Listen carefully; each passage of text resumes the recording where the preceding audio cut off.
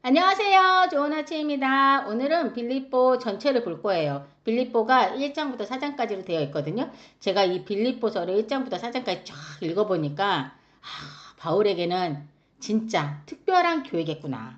이 교회에 진짜 개한다라는 생각이 들더라고요. 여러분이 읽어보시면 아시겠지만 바울이 이 교회에 대한 애정, 사랑, 감사가 진짜 많더라고요. 근데 그럴 수밖에 없겠어요. 아니 이 빌립보 교회는요. 바울이 복음을 전파할 때도 그리고 고난 가운데 있을 때도 늘 바울을 후원하고 또 돕고 섬겼더라고요. 그러니 바울이 그들을 볼 때마다 하나님이 하시는 일을 보는 것처럼 너무나도 기뻤던 겁니다. 우리가 고린도 교회도 봤죠. 그리고 에베소 교회도 봤고 갈라디아에 있는 교회들도 봤지 않습니까? 하나같이 바울의 사도권을 가지고 음해하고 비방하고 성적 타락 문제, 율법주의 등 많은 문제들을 가지고 있었잖아요. 거기에다가 막 파가 나뉘기도 하고 막 난리도 아니었지 않습니까? 그러니 바울이 얼마나 힘들었겠어요. 갈라디아 같은 경우는 어땠습니까? 갈라디아 교회들은 복음을 전하고 떠나면 바로 율법주의자들이 들어와가지고 믿음만으로는 안 된다. 율법도 지켜야 하고 할례도 해야 되는 거 아니야?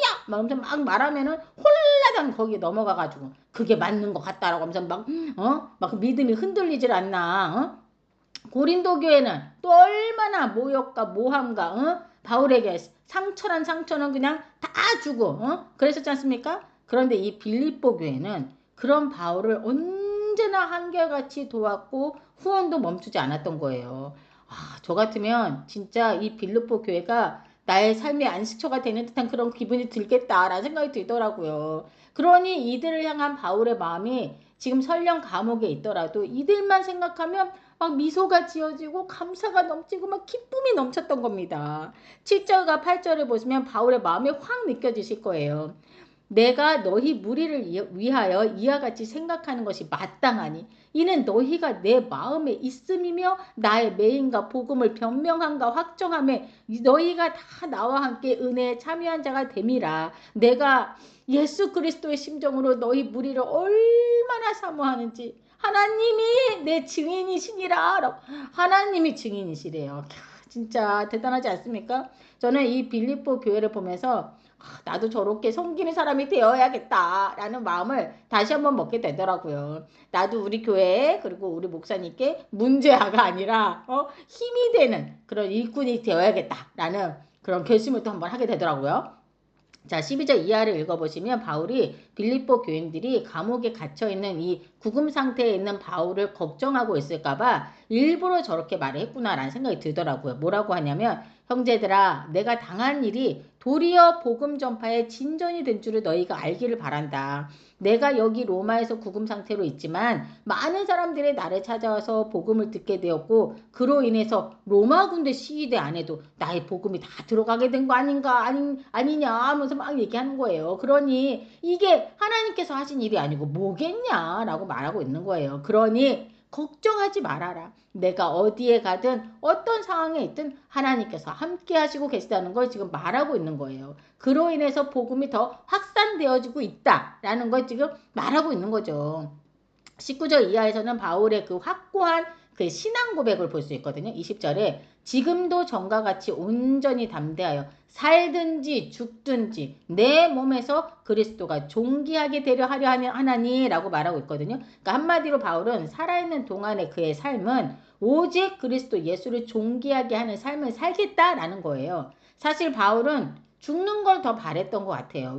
근데 그도 그럴 게 허구한 날 맞았죠. 돌에 맞았죠. 비방받았죠. 그리고 눈은 또 안질로 안 좋았죠. 몸에는 그 맞은 흔적들로 상처가 사실 굉장히 많았거든요. 그러니까 사실 몸에 후유증을 안고 이렇게 복음을 전파했을 거예요. 그러니까 얼마나 멀쩡한 우리도 힘든데 얼마나 힘들었겠어요. 그러니까 23절에 말하잖아요. 차라리 세상을 떠나서 그리스도와 함께 있는 것이 훨씬 더 좋다고. 진짜 그렇게 하고 싶지만 자기 마음은 그런 거예요. 그럴만 하죠. 그렇지만 내가 이 육신을 가지고 살아있는 게 너희에게는 더 유익이다 라고 말하고 있는 거예요. 자기가 옆에 있으면서 항상 하나님의 말씀으로 권면하면서 채워줄 수 있으니까 그들에게는 바울이 있는 게 나은 거죠. 그들이 흔들릴 때 잡아줄 수 있는 사람이 누구예요? 바울이지 않습니까? 자, 그리고 마지막으로 권면하기를 오직 복음에 합당하게 살아라. 너희 대적자들을 두려워하지 말아라. 너희가 겪는 고난은 하나님을 믿는 구원의 증거다라고 얘기를 하고 있어요. 29절을 보세요. 그리스도를 위하여 너희에게 은혜를 주신 것은 다만 그를 믿을 뿐 아니라 또한 그를 위하여 고난도 받게 하려 하심이라 라고 말하고 있죠. 여러분, 하나님을 믿으면 축복만 있나요? 예? 축복만 있어요? 아니에요. 고난도 있다고 좀 정확히 말하고 있는 겁니다. 자, 근데 지금 우리는 이 시대를 살고 있는 우리는 예수 그리스도를 믿는다고 해서 막 특별한 고난을 막 받고 막 맞아 죽고 이런 건 없잖아요. 그쵸? 자, 그래서 우리가 잘 와닿지 않고 그런 게 아닌가 싶은데요.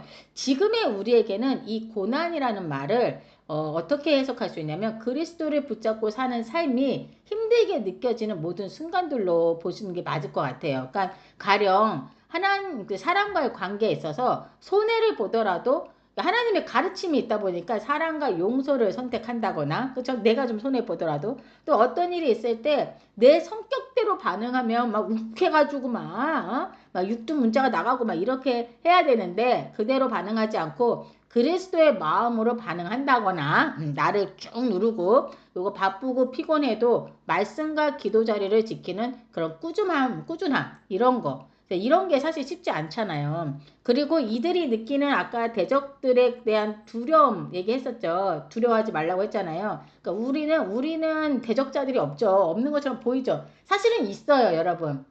있는데 우리가 보이는 걸로 그걸 못 느끼는 거예요. 영적인 것들은 있거든요. 우리를 막 반대하고 이런 것들이. 근데 이거는 우리는 지금 현재 어떤 걸 볼 수 있냐면 미래에 대한 불확실성에 대한 두려움이 있습니까? 없습니까? 있죠.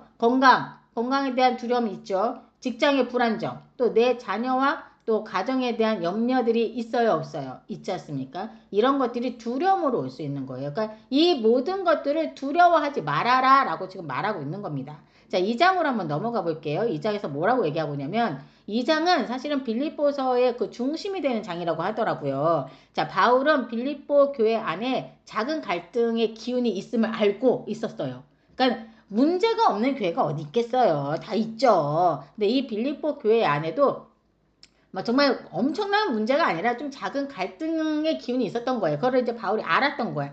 그래서 강하게 책망하기보다는 따뜻한 겉면으로 말문을 엽니다. 핵심은 여러분 같은 마음을 품고 하나가 되십시오. 요거를 좀 강조하고 있어요. 응? 그리고 자기 유익만 보지 말고 다른 사람을 더 귀하게 여기도록 하라는 거죠. 그러면서 5절에 너희 안에 이 마음을 품으라. 곧 그리스도 예수의 마음이니라 라고 말하지 않습니까? 바울은 예수님은 하나님과 동등하신 분이셨지만 스스로 비우시고 종의 모습으로 오셨다. 응? 하나님이신 그분이 사람이 되셨고 십자가에 죽기까지 자신을 다 버리시고 낮아지셨다라고 말하면서 이것이 바로 겸손의 기준이다라는 거예요. 자, 이렇게 낮아지신 예수님을 하나님은 어떻게 하셨습니까? 가장 높이셨고 모든 이름 위에 뛰어난 이름을 주셨다라고 말하면서 교회가 흔들리지 않으려면 어떻게 해야 된다? 예수님의 겸손을 본받아 서로를 높여라. 나 자신을 높여라? 아니, 서로를, 상대방을 높여라. 라고 바울은 권면해주고 있는 겁니다.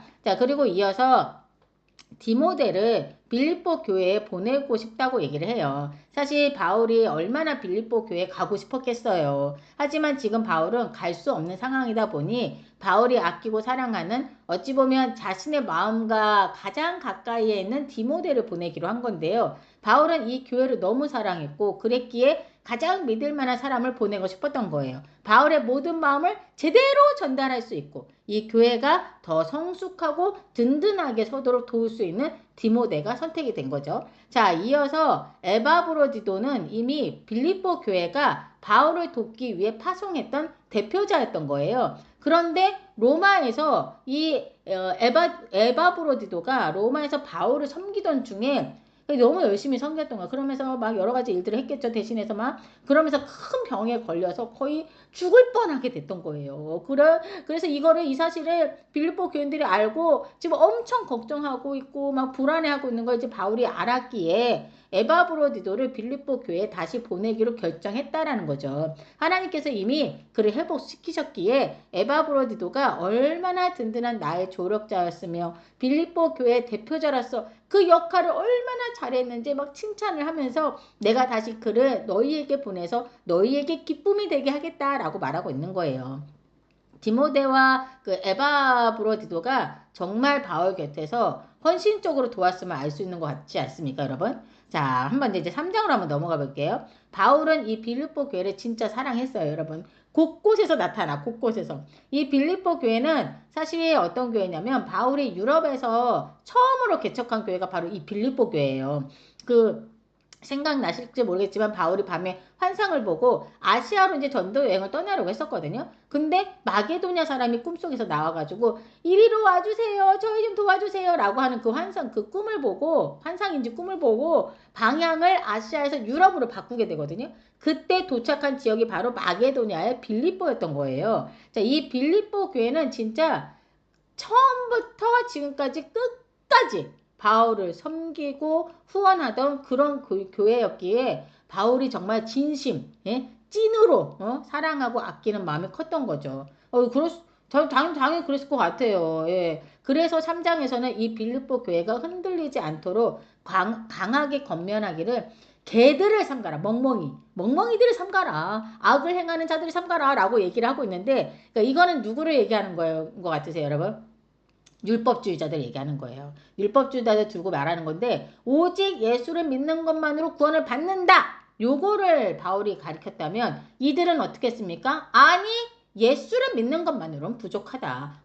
율법도 지켜야 하고 할례도 받아야 한다. 이렇게 말하는 그들의 말에 조심하라는 그 권면의 말을 하고 있는 겁니다. 그러면서 자신이 또 어떤 사람이었냐를 얘기를 해요. 나도 너희들 잘 들어봐. 나도 8일 만에 할례를 받았어. 나 이스라엘 족속이고 베냐민 지파야. 히브리인 중에 히브리인이며 율법으로는 바리새인이다. 나는 한마디로 나는 누구보다도 유대인 중에 유대인이었고 율법으로는 흠이 없었다. 하지만 이제 나에게 있어서 그리스도를 아는 지식이 가장 고귀하기 때문에 나는 이전에 그 모든 자랑거리였던 그것들을 다 똥으로 여긴다 이거예요. 배설물로 여긴다. 다 똥이다. 그런 것들 필요 없다 이거예요. 자, 3장에서는 바울의 신앙 고백이 진솔하게 잘 나와 있는 걸 보시게 될 겁니다. 여러분 쫙 읽어보십시오. 자, 이어서 4장으로 가볼게요. 바울이 얼마나 이 빌립보 교회를 사랑하는지 또 너무 잘 나타나 있어요. 1절부터 나의 사랑하고 사모하는 형제들, 나의 기쁨이요 면류관이 사랑하는 자들아 이와 같이 주 안에 서라 라고 말하고 있는데요. 진짜 이 빌립보에는 이 기쁨이라는 단어가 16번이나 나올 정도로 진짜 이 빌립보서 교회한테 보내는 편지는 정말 사랑이 그득그득해. 너무나도 사랑했기 때문에 주 안에서 바로 서서 주님만을 바라보길 바라는 그 마음이 진짜 엄청 컸던 거예요. 2절에서 내가 유오디아를 권하고 순두개를 권하노니 주 안에서 같은 마음을 품으라 라고 말하고 있죠. 이 두 사람이 누군지 아세요, 여러분? 이 두 인물이 누구냐면 빌립보 교회의 중요한 축을 이루는 중요한 여성 사역자들이었다고 하더라고요. 그러니까 영향력이 있는 두 리더였던 거예요. 사실 여러분 이 빌립보 교회가 그 루디아라는 여자가 이제 바울이 이제 빌립보로 와서 막 말씀을 전하고 있을 때 이 루디아라는 여자가 바울의 말을 듣고 처음 회심하고는 바울 일행을 자신의 집으로 데려갑니다. 데리고 가서 거기서 식사를 대접하고 머물 수 있도록 잠자리도 만들어드리고 막 그렇게 했던 거예요. 그리고 나서 이 루디아라는 여자가 최초로 세례를 받은 사람이 바로 이 루디아라는 여자거든요. 그러니까 제가 가만 보니까 이 빌립보 교회는 여성 리더들이 좀 중심이 되어가지고 강하게 이끌어갔다라는 생각이 좀 들더라고요. 루디아도 여자로서 자족감 장사를 했었는데 경제적으로 성공한 여자였어요. 예. 그래서 빌립보 교회는 사실 이 루디아의 집에서 시작했다고 봐도 과언이 아니거든요. 자, 근데 이 유오디아와 순두계 사이 이 두 리더도 여자들이지 않습니까? 근데 이들이 약간의 의견 충돌이 있었던 것 같아요. 그래서 바울이 이 둘 사이를 화해시키고자 같은 마음을 품으라고 말했던 거예요. 그러니까 그들이 뭐 나쁜 사람이 이런 게 아니라 좋은 리더들인데 하나님의 열심히 있다 보면 어떻게 돼요? 의견 차이가 있을 수 있잖아요. 그러니까 의견이 다르다 보니까 갈등이 생긴 그런 케이스였던 거죠. 자, 그러면서 바울은 복음에 힘쓴 유오디아와 순두개를 도와라. 그리고 또한 글레멘드와 그 외에 자신의 동역자들을 도우라고 지금 얘기를 하고 있거든요. 그 이름들이 생명책에 있다고 이렇게 얘기하는 거예요, 지금. 바울이 그 이름들이 생명책에 있다라고 얘기를 하거든요. 저는 여기서 생명책이 나오네 이렇게 생각을 했어요. 그러면서 한편으로는 무슨 생각을 했냐면 이 생명책도 바울이 진짜 하늘에 올라갔을 때 본 게 아닌가? 라는 생각이 들었어요. 물론 성경책에는 바울이 생명책을 봤다라는 말은 없습니다, 여러분. 없어요. 근데 제가 왜 이렇게 생각했냐면 사실 저도 이렇게 성경 말씀을 여러분들과 나눌 때 이것저것 다 확인하고 검증된 걸 지금 말하는 거거든요. 그러니까 혹여 제 추측으로 했다가 틀린 정보를 말씀드리면 안 되잖아요. 그래서 굉장히 신중을 기하는 편인데 바울이 지금 여기서 생명책에 기록되어 있다, 생명책에 있다, 그 이름들이 이렇게 얘기를 했다라는 건, 정확하게 그렇게 얘기를 했다라는 건 그가 셋째 하늘에 올라갔을 때 사람에게 말할 수 없는 것을 보기도 했다고 했지 않습니까? 그때 본 게 아닐까라는 제 추측인 거예요. 그러니까 저도 평신도로서 성경책을 읽으면서 이런 생각을 했다. 그런 걸 지금 얘기하는 것 뿐입니다. 예. 자, 그리고 바로 뭐라고 말하냐면 주 안에서 항상 기뻐하라. 내가 다시 말하노니 기뻐하라 라고 말을 하고 있지 않습니까? 지금 바울은 어떤 상황이에요? 감옥에 있는 구금 상태예요. 자유롭지 않아요. 그 상태, 구금 상태인 바울이 지금 빌립보 교인들에게 항상 기뻐하라. 기뻐해라. 난 너희들로 해서 기쁘다. 라고 얘기를 하지 않습니까? 이 점이 사실 빌립보 교인들에게 힘이 되지 않았을까 싶더라고요. 그러면서 바울은 우리가 어떻게 기쁨을 지킬 수 있는지도 말해주고 있어요. 첫 번째가 바로 6절에 나오는 아무것도 염려하지 말고 다만 모든 일에 기도와 간구로 너희 구할 것을 감사함으로 하나님께 아뢰라. 너희가 그렇게 하면 모든 지각에 뛰어난 하나님의 평강이 그리스도 예수 안에서 너희 마음과 생각을 지키신다라는 거예요. 즉 여러분에게 염려가 있죠? 여러분 염려가 있으면 어떡합니까? 막 파고드시나요? 그걸 기도로 바꾸시라고 지금 말하고 있는 겁니다. 바울이. 자, 우리가 기쁨을 지킬 수 있는 두 번째 방법. 그건 뭐냐? 생각을 지키라고 얘기를 하고 있습니다. 8절에 써 있어요. 무엇이든지 참되며 경건하며 옳으며 정결하며 사랑받을 만하며 칭찬받을 만한 것이 있거든 이것들을 생각하라. 라고 말하고 있죠. 그러니까 한마디로 약간 긍정적으로 생각을 하라고 얘기하는 것 같아요. 여러분들은 생각을 많이 하시나요? 어떤 생각을 많이 하시나요? 과거에 저는 생각이 진짜 많았어요. 막 진짜 무슨 철학가도 아니면서 산다는 건 무엇인가? 나는 어떻게 살아야 할까? 진짜 사실 어떻게 사는 게 잘 사는 건가? 라는 생각을 진짜 많이 했던 것 같아요. 진짜. 제 일기장을 보면 항상 어떻게 사는 게 가장 잘 사는 걸까? 나는 어떻게 살아야 하지? 그런 거에 대한 글들이 많이 적혀져 있어요. 바울은 지금 우리에게 이 생각을 지키라고 말하고 있지 않습니까? 왜냐하면 이 생각으로 인해서 우리의 평안이 무너지고 기쁨이 흔들리고 이 생각으로 인해서 유혹도 시작되고 낙심도 이 생각에서 만들어지기 때문인 거예요. 그래서 바울은 지금 생각을 무엇으로 채울 것인가를 결정하라고 말하고 있는 거예요. 언젠가부터 저는 출퇴근 시간에 이제 생각을 좀 많이 이제 예전에는 쉬는 날 생각을 되게 많이 했었거든요. 근데 요즘은 이제 출퇴근 시간에 생각을 많이 하는 편인데 어떤 생각을 많이 했냐면 출퇴근 시간에 하나님께서 내가 어떻게 살기를 바라시는 걸까? 하나님께서 기뻐하시는 게 뭘지? 하나님 뭘 하면 기뻐하실까? 내가 뭘 하시길 원하실까? 이런 생각들로 가득 차기 시작한 거예요. 언제부턴가 그런 생각에 이제 꽂힌 거야. 그러면서 그런 생각을 항상 많이 했거든. 내가 뭘 해야 되지? 막 이런 것들이 되게 많이 했어요. 근데 그러면서 성경을 읽었을 때 어느 날은 요한복음 6장 29절이 딱 눈에 들어온 거야. 예수님을 믿는 게 하나님의 일을 하는 거라고? 진짜? 나 그럼 뭔가를 막 해야 되는 거 아니었네? 막 그런 부담감에서 막 해소가 된다거나. 그런 거구나 라는 깨달음도 말씀을 통해 주시기도 하더라고요. 또 저는 제가 그러니까 어쨌든 제가 뭔가를 해야 하는 줄 알았거든요. 그리고 또 나는 어떤 생각을 많이 했냐면 나는 어떤 존재인가, 나의 존재 이유, 이거예요. 한마디로 나의 존재 이유가 뭘까? 이거에 대한 생각이 되게 많았어요. 근데 어느 날 성경을 이거에 대한 고민을 엄청 하고 있었는데 그날이 기억나요. 이거에 대한 고민을 엄청 하고 있어요. 나의 존재 이유가 뭘까? 이 생각을 굉장히 많이 하고 있었는데 이사야서 43장 21절 딱 이사야를 읽을 때였어요. 43장 21절을 딱 읽는데 이 백성은 내가 나를 위하여 지었나니 나를 찬송하게 하려 함이라 라고 이 말씀 딱 나오는 거야. 그래서 제가 이걸 말씀을 통해서 그렇구나. 나의 존재 이유는 하나님의 기쁨에 되기 위한 존재구나라는 걸 깨닫게 된 거죠. 진짜 진짜 제가 이 많은 생각들을 하면 또 말씀으로 이렇게 응답을 해주시고 깨닫게 해주시는 하나님이 너무 감사하더라고요.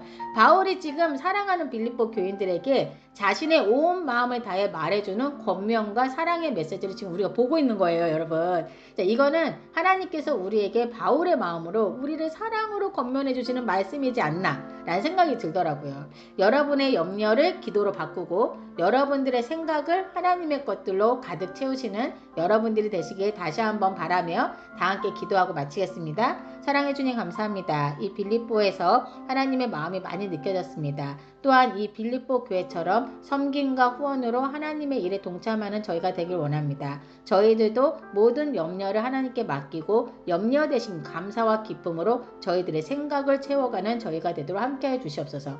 늘 함께해 주시고 힘 주심에 감사드리며 이 모든 말씀 우리 주 예수 그리스도 이름으로 기도드립니다. 아멘.